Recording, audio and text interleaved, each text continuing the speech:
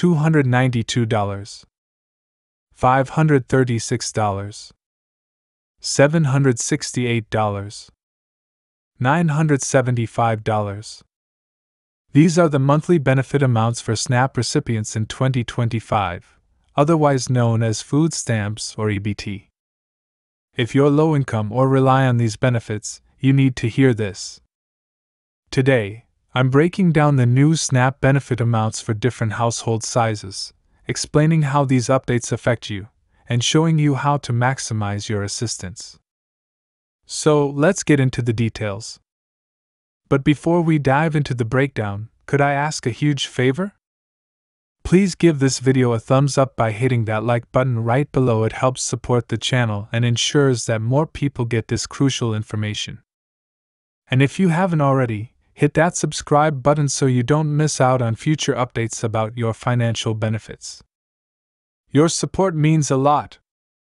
Now, let's clarify something important before we dive deeper into the details.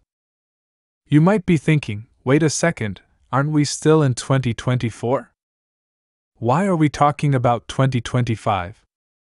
Well, when it comes to government programs like SNAP, we follow the fiscal year, which started on October 1, 2024, and runs through September 30, 2025.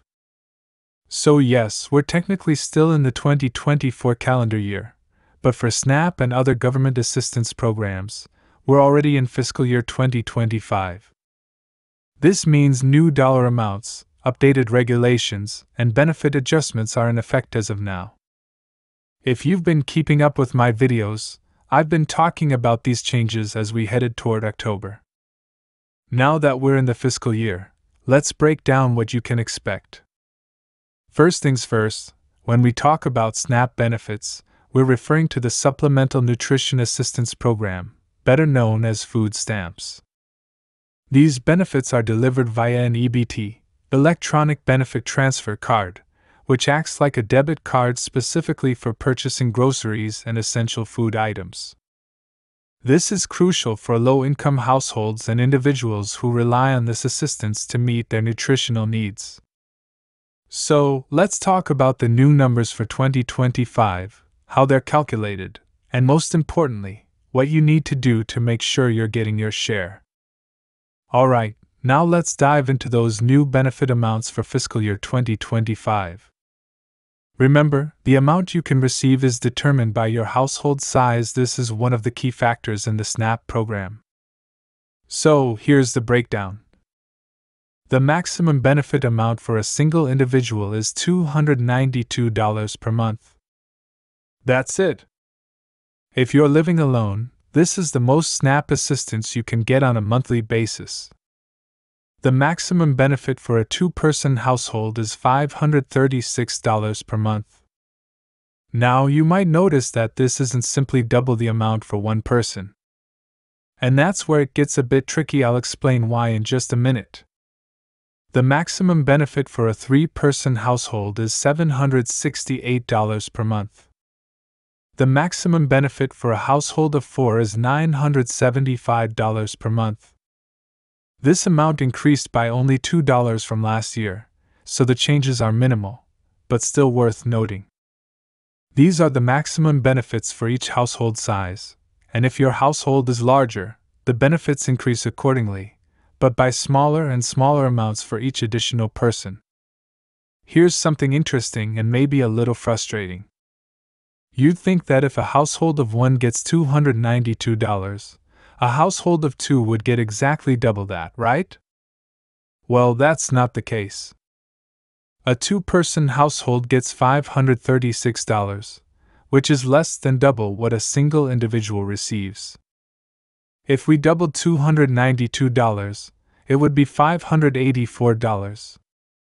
So, where's the extra $46? That's the shortfall. And as your household size increases, the gap between what you should be getting, based on simple math, and what you actually get grows.